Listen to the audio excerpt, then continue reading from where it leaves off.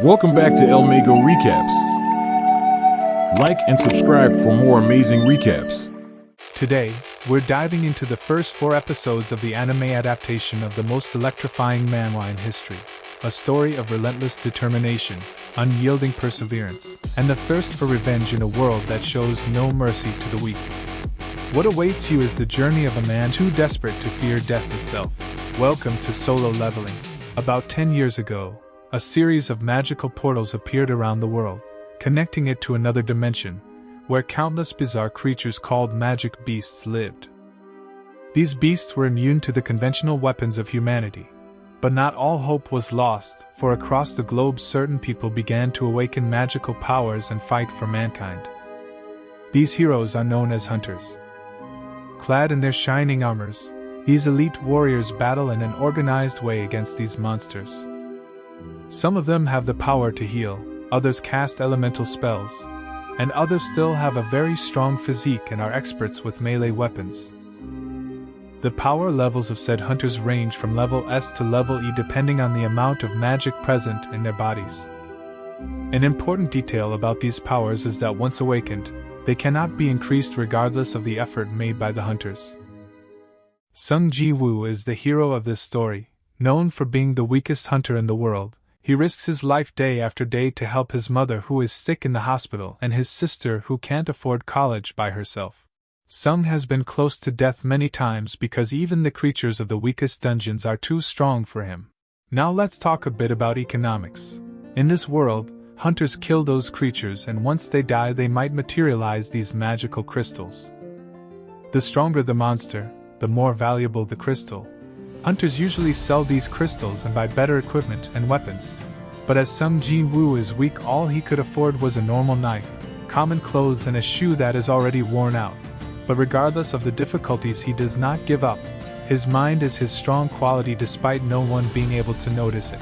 Another interesting thing about these essence stones is that the Hunter Association was studying a way to start producing completely clean and sustainable energy from them. Go Gun-hee, the leader of the association, is one of the main supporters of this energy transition. When he arrived to participate in another dungeon, he heard the other hunters say how easy their day would be, since Sung Ji-woo was there and obviously the creatures they would face would be very weak. He passed by them awkwardly, but said nothing. Unexpectedly he ran into a cute girl he had worked with before, and who seemed very concerned about his well-being. After he told her that he had hurt his face in a dungeon where his team entered without a healer, the leader of today's expedition decided that it was time to enter the dungeon. Inside, it didn't take long for Sung to get his first essence stone of the day. While he was daydreaming, a goblin attacked him by surprise and after an exchange of blows stabbed him, causing a serious wound. Seeing this, a fellow hunter killed the creature and his cute friend ran to heal him. While lying down and feeling intense pain, Sung Ji-woo could see his team defeating with ease the werewolf that was the boss of this dungeon. While healing him, the girl, Ju-hee, warned him that if he continued to be a hunter fighting like that he would end up dying very soon, and that the only reason he was still alive was because the goblin's knife missed his vital organs by very few centimeters. He tried to apologize, but she didn't take it. As they divided the loot, his companions noticed that the reward for this dungeon was very poor. Sung Ji-woo himself had only 1 essence stone. Shortly after, a guy in a yellow hat noticed that inside the dungeon there was a cave still unexplored by them. This was actually a double dungeon. After a tight vote, they decided to go see what was in that cave, despite the proper procedure being to notify the central and wait for another team to come and help them continue with the exploration. But no one wanted to share the possible loot with even more people. At the same time, in one of the many talent testing centers in the country, a young man was finding out that he would be a Class C hunter for the rest of his life if he chose this path, while bureaucrats talked on the phone about who they would recruit for their guild. Although they didn't have much hope of finding someone as talented as one of their current members, Cha-hae, Class S hunter. This blonde girl was walking normally down the street nearby when she saw a robbery and spectacularly recovered the victim's purse, causing a commotion among the people nearby. In a dark room, a recording of Go Gun spoke about the difficulties and responsibilities of being a hunter, and gave what he considered to be the best possible advice for a youth who would follow this profession. Do not become arrogant, and please be afraid. Back to the dungeon. While exploring the newly discovered passage, Juhi continues to show her dissatisfaction with Sung Jinwoo's behavior while he reflected on the fact that he would probably already be dead if she, a rank B healer, wasn't there. She then implies that she wants him to take her to dinner, which made him quite embarrassed. But before he could answer her, they arrive in front of a massive stone door and his attention shifted. After talking a little about the pros and cons, the team decided to enter it. Inside they come across an oval room lit by torches that burn blue flames and crowded with huge statues that wield axes, swords and other weapons. Even a kind of angel could be seen, but the strangest thing of all is that inside there is no creature or loot. As the team members read a series of commandments written on a stone tablet, Juhi, terrified beyond words, told him that one of the statues had moved its eyes a while ago, and while he was telling her that this was impossible to happen, the stone door of the room, their only exit, slammed shut out of nowhere. A man in a black and white jacket took the initiative to open it quickly, but as soon as his hands touched the door, one of the statues ripped the upper half of his body with a single blow. Panic gripped everyone as his blood spilled on the dungeon floor. None of this made sense to our protagonist. One of the strongest members of the group had died as if nothing was. Precious moments of terror passed, and then the largest of the statues, the one that looked like a king, moved its eyes and looked at Sung Jinwoo, and it was at that moment that he realized that a massacre was about to begin, and he could do very little about it. This attack was enough to rip off the expedition leader's arm and traumatize Juhi, who despite being a B-class healer didn't handle pressure very well. The leader mentioned having been in dangerous situations before and believed this dungeon might even be of Class S. While Sung Jinwoo reflected on the possibility that the commandments written on the stone tablets referred to the statues, a member of the group, foolishly thinking he could defeat the stone god, charged at full speed. All that remained of him were the lower parts of his legs, the rest turned into smoke. This gruesome incident made it clear to everyone that the statues could kill them at any moment, and Sung Jinwoo began speculating why they hadn't annihilated them instantly like any other monster would. He soon realized that this dungeon had its own rules. Recalling the first commandment, he stood up and turned towards the larger statue. Before being incinerated, he prostrated himself on the ground, venerating it. Seeing the statue's eyes return to normal, he instructed the other group members to bow their heads toward the statue to avoid being attacked. While everyone wondered if this would work, the stone statue flashed a wicked smile and changed its gaze. After a few moments, the guy in the green jacket stood up, believing that the mystery of the dungeon had been solved, but Sung Jinwoo wasn't convinced. It didn't take long for the statue itself to rise and approach them with large steps, causing confusion and fear among everyone. A long-haired guy claimed to study ethnology began fervently praying in front of the statue, blocking its path. However, the statue kept walking, crushing him and another woman nearby. Meanwhile, the afro-haired guy was split in half by a sword-wielding statue. As Sung ran with Juhi, witnessing his comrades being decimated, he thought that if they stayed close to the statues with instruments instead of weapons, they wouldn't be attacked. He quickly shared this insight with the others, and when the party leader stood in front of a statue with a trumpet, Sung's theory was confirmed. The others followed suit. Approaching a statue with an instrument, Sung had to leave Juhi behind and run to another one because having more than one person close to the statue would prevent it from playing. After almost being crushed, he reached the next statue, but not without paying a high price. Juhi tried hard to heal him, but his leg didn't grow back. The statue that resembled a king soon raised an altar in the middle of the room. Sung mentioned that, in the legends he knew, altars were used to offer sacrifices to the gods. The group decided that the leader should be sacrificed since the mission was his responsibility. However, when he approached the altar, all that happened was an orange flame igniting. After a moment of confusion, Sung and two others approached, igniting 3 more flames, and soon the other members joined them, creating a circle of orange flames immediately followed by another circle of blue flames. Everyone felt the responsibility to defeat this dungeon boss because if more than a week passed since the portal was opened, all creatures from the dungeon could invade the real world, including the statues, and almost 7 days had already passed. After a while, the stone door of the room opened, and all the statues with weapons started moving towards them. Sung Jin-woo quickly noticed that the statues wouldn't move if they were being looked at and asked everyone to remain calm and keep their gazes fixed on the statues. The girl who was holding him panicked and ran towards the door, saving herself but extinguishing an orange flame from the circle, which closed the door a bit more. Sung Jin-woo noticed that the blue flames were fading over time, and the light of the statues was also blue. However, the orange light suddenly went out when the girl left, and the same happened when the guy who was holding him pushed him away and ran through the door, making everyone even more nervous.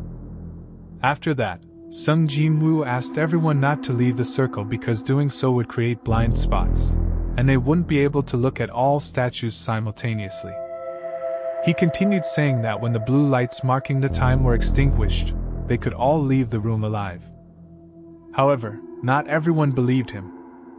After thanking him for keeping them alive until that moment, one of the more mature party members left, with tears in his eyes. Afterward, the group leader said it was time for Ju-hee and Sung Jin-woo to leave, and he would stay inside the circle, preventing the door from closing. However, Ju-hee was too weak to run as she had exerted herself too much that day. Sung Jin-woo asked the leader to take her outside and said he would stay behind. The party leader struck Ju-hee, knocking her unconscious, and apologized to Sung before leaving the dungeon with the girl. Initially relieved to be the only one to die, Sung Jin-woo decided to kill at least one of the colossal creatures in the dungeon before taking his last breath. When one of them attacked, he managed to dodge while sitting and with only one leg. As he reflected on others laughing at his weakness, he simultaneously felt pride for always giving his best, always. This didn't prevent him from losing an arm in the next strike and being tossed around like a toy by the statue. Covered in blood, breathing heavily, his anger was palpable as he reflected on the selfishness of the other members of his group. They weren't the only ones with families depending on them. He also had a noble reason to live. As his blood dripped onto the altar, Sung Jin-woo finally admitted that he wasn't content with being the only one to die. Deep down, he wanted to live and wipe out the race of these creatures, be they monsters, statues, or even gods.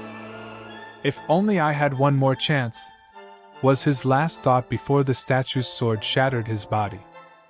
When the blue flame extinguished in the dungeon, a notification appeared for him, stating that he had completed a secret mission called Courage of the Weak, indicating he met the requirements to be a player, and finally asking if he would accept being one. When he comes to his senses, Sung Jin-woo is in a hospital bed, and his body is completely intact. Did he faint, or was it all just a dream? He wonders as two men in suits enter his room and introduce themselves as members of the Hunter surveillance team. They tell him that he spent 3 days unconscious. His friend Ju-hee was traumatized by the incident, and the leader of their party lost an arm and now has to change his profession, not to mention those who died during the expedition. They continued by saying that when help arrived, they only found Sung Jin-woo alive, and there was no sign of the statues or the other things that the other survivors had said were present in that room. If the report of the other survivors were not so accurate and consistent, they would probably have been considered guilty of that massacre. As for our protagonist, their hypothesis was that he had gone through a second awakening and acquired new powers, and that's why they decided to test him. Jin-woo's joy ended when they told him that his magic level was the same as before, so there was no second awakening, which only increased the mystery of what happened and left them with even more questions. When they left, Jin-woo wondered why they didn't ask anything about the video game menu that floated above his head as he read what was written. Shortly after, his sister arrived. She was extremely worried about him and threatened to drop out of college and find a full-time job if he got hurt like that again. When she left, he went back to reading his floating menu that mentioned things like penalties and rewards for completing some mission, but he didn't care much about it and decided to rest. Meanwhile, the leader of the Hunter Guild was talking on the phone with the men in suits who had visited Sung Jin-woo, and it was decided that this case would be under supervision because nothing like this had ever happened in history. Nearby, Cha-hei was being chosen as the instructor for the next rank B dungeon mission that her guild would participate in. Although she felt a little insecure about her skills as an instructor, the guild leader reassured her by saying that she just had to fight as usual and everything would be fine. In another part of the city, a dungeon opened in the middle of the street, almost causing an accident. Back at the hospital, Sung Jin-woo was forcibly transported to a desert because he did not complete his daily mission and immediately found himself face to face with a giant centipede. As he ran for his life, he noticed that his punishment mission was to survive for 4 hours in that desert. After almost dying there, he was transported back and passed out without seeing that he received a reward from the system for surviving his penalty mission. The next day, Joo-hee comes to visit him at the hospital but can't find him because he was outside working out. It didn't take long for Jin-woo to discover the benefits of completing the daily mission. Besides being able to recover immediately from fatigue, he receives a random box. Today from that box, he won a key that will allow him to enter a special dungeon. Besides that, he receives attribute points that he can distribute as he wishes, and being as weak as a child, Jin-woo initially decides to put all the points in strength. After that, he goes to visit his mother who has a mysterious disease called eternal sleep and currently has no cure. The experts believe that the continuous exposure to mana emanating from the portals may be the cause of this. His mother's condition, as we already know, is one of the reasons that motivated Jin-woo to become a hunter despite being so weak, but that was about to change. Arriving at a normal metro station, Jin-woo uses his key and enters a parallel dimension, a special dungeon that he can only leave if he finishes it or uses a teleportation stone that he obviously doesn't have. Even though he prepared himself as best as he could, he still doesn't feel confident in being able to complete a dungeon alone. But since he had no choice, Jin-woo decides to move forward. After walking a bit, he encounters his archenemies, the goblins, not one but 3 of them at once. This situation brings him painful memories, but this time he soon notices a difference. Yes, it's still hard to fight them, but not impossible like before. After losing his backpack, he finally finds his rhythm and hits the first goblin in the heart. The second one he slashes the throat, and the third one he buries the knife in the creature's skull. But his joy didn't last long because a huge red wolf broke his knife with its jaw and immediately after that cut his face. Yes, it's true that Sung Jin-woo's body got a little stronger, but his mind still needed to be worked on. The red wolf had nothing to do with it, and flew towards him with its sharp claws. He dodged as best he could and then decided to melee fight the creature since he didn't have a weapon, but quickly realized that wouldn't work. After checking his inventory, he noticed a sword he didn't even know how it got there, that he used to split the red wolf's head in half. Soon, more wolves arrived, but now he could deal with them more easily. The more he killed, the more his sword skills improved and his level raised. He reached level 15 after slaying dozens of these creatures. He noticed that each level up gave him 5 points to distribute among his stats, while the daily mission only gave him 3. After the carnage, he earned the title of Wolf Assassin and looted 34 wolf fangs, each worth 20 gold coins in the store. But most importantly, he now had a teleportation stone and could leave whenever he wanted. However, unsure if he would ever have another opportunity to grow stronger like this, he decided to stay. While killing the other creatures in his private dungeon, he noticed that the color of their names had meaning. White meant they were weaker than him, orange meant equal strength, and red meant they were stronger. When Sung Jin-woo felt confident enough, he proceeded to the deepest part of the dungeon where he believed the boss was. There, he encountered a massive venomous blue serpent with armored scales. His sword was nearly consumed by then. As the serpent tossed him around like a toy, he wondered how the hell he would pierce it without a good weapon, since he couldn't buy from the store yet due to his level. The over-repeated quote, "Humanity's weakest hunter," consumed his thoughts as he searched for any solution. Truth is, he still felt ashamed of himself, but he wouldn't give up. Compared to those statues, this boss was nothing. Deep in his mind, he found the strength he needed, that feeling when all you can do is keep moving forward, and then he grabbed onto the boss's neck and literally choked it. From the start, He put every point he received into strength, and now he was reaping the rewards of that choice. When the creature could no longer breathe, it was as if a building had collapsed in the dungeon. Its loot was a Class A poison vial that hardened the user's skin and a Class C dagger that could paralyze the opponent and increase the user's attack by 25. When he left the dungeon, a soldier, upon learning he was a hunter, took him to where a dungeon break had occurred and a boss was causing problems for a group of C-class hunters. Upon arrival, Jin-Woo realized the main problem. The group was disorganized and lacked attack power. They had only gotten this far because the tank was carrying the team, especially since the healer, his friend, hadn't fully recovered from the incident and couldn't effectively heal everyone. In a way, he hadn't fully recovered either and could understand what she was feeling. After focusing all his strength on what was left of the sword he had earlier used in the dungeon, he fired it like a projectile towards the colossal stone golem, breaking its defense and enabling the party to defeat it. When it was all over, the tank asked the soldier who had fired that sword, but Jin-Woo had already left. The tank was sure a high-class hunter had given his party a hand. Ju-hee saw him from afar, but the young man's mind was totally focused on something else. He didn't even say hello to the apprehensive girl.